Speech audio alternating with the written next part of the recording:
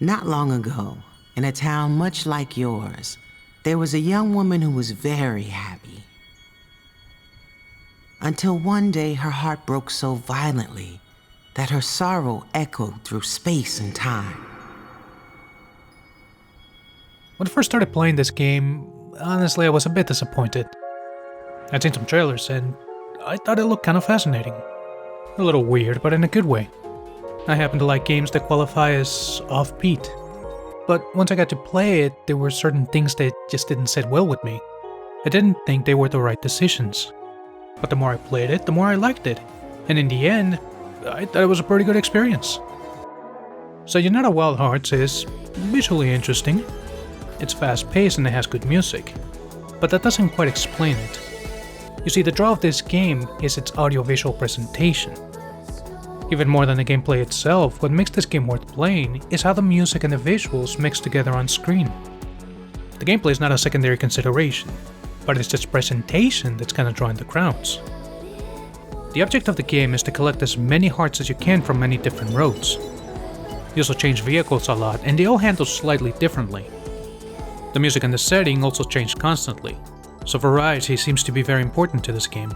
And in fact, if I had to pick its best attribute, I think it might be this one. Even though the game starts out easy and little by little gets harder and harder, ultimately it's still a pretty easy game. In fact, you can play it from beginning to end in a couple of hours if you so choose. Like I said before, when I first started this game there were certain things that just didn't sit well with me. Specifically, when I first loaded the game I noticed that it had a lot of stages in it. Which, fantastic, right? But pretty quickly I realized that all these stages were actually rather short. And I didn't care for that. But even more than that, what I think is this game's biggest flaw is that there's no dying in it. Even worse, if you keep failing in one area, the game will let you skip chunks of the level, and that just seems a bit too much. I have nothing against the game that prioritizes an experience over a challenge, but in this case I think the game might have benefited from having both.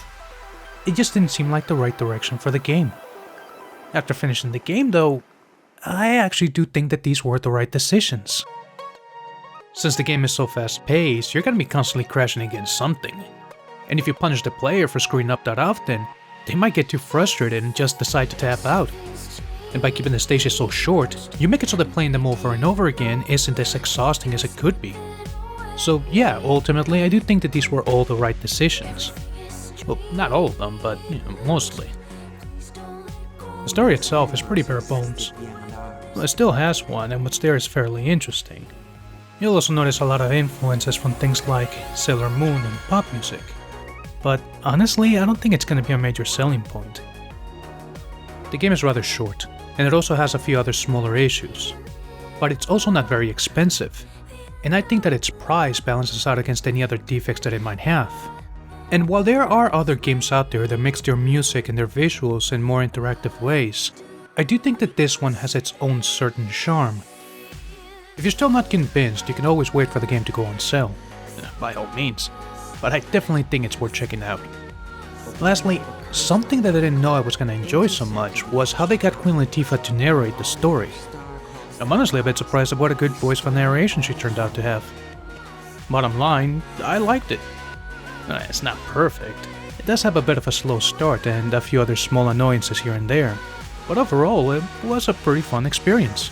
And at a good price too.